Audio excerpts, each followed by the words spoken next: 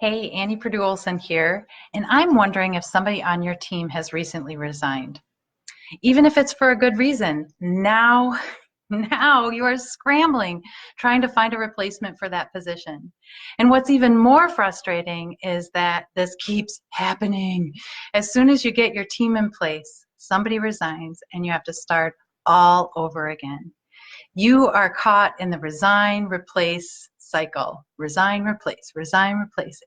And nothing can get done when you spend all of your time putting out these fires and the energy of your team goes down and you get burnt out. You've got to stop the cycle. I was talking with two business owners actually just last week, and they were talking about the struggles that they're having, and even in finding qualified applicants, getting people who can do the job to be able to apply for the job. Another nonprofit organization that I was talking to said that it took them 6 months. That's 6 months to find the right candidate for the job because they were looking for some specialized qualifications. So this resign, replace cycle is just sucking up our time, and it's got to stop. So how do you do that? Because we think in ministry that we're kind of exempt from this problem. We like to believe that we are, but the reality is that we're not. We think that because people believe in our mission, they'll stick around, they'll stay committed to our mission. We're doing something really meaningful, and that will keep people staying on our team. But the challenge is that research is showing mission is enough to retain talent, to get talent, to attract talent, but not enough to retain talent. And that's the challenge around mission. People get excited about working for us, but there's more needed in order to keep people sticking around. And so what is it that they need? They need balance in these three areas: culture, compensation, and career. It's the 3 C's.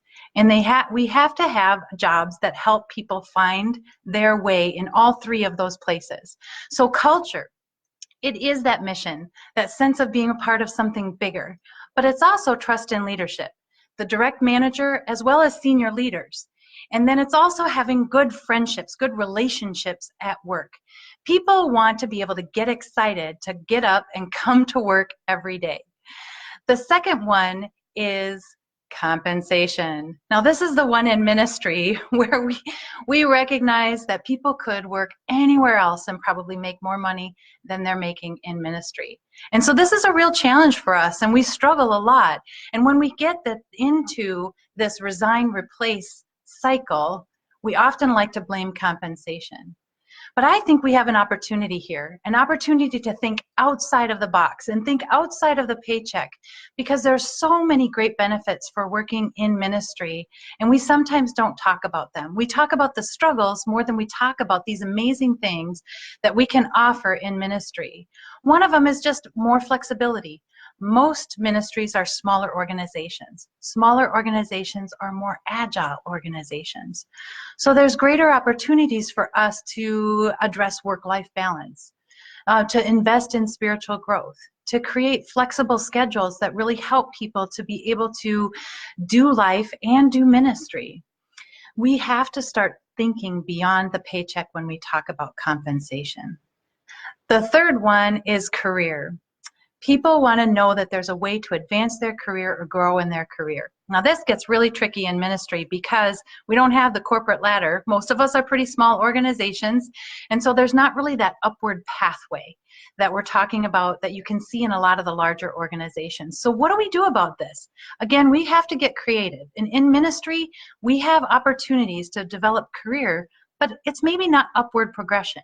What are some stretch projects that you might be able to give to help someone feel like they're getting a new experience or a new exposure? What about adding mentoring programs or training programs that really help them feel like somebody's investing in their development and in their growth? We have an opportunity to really look at spiritual development for people when we're in ministry. We can invest in them in a very unique way that's really powerful.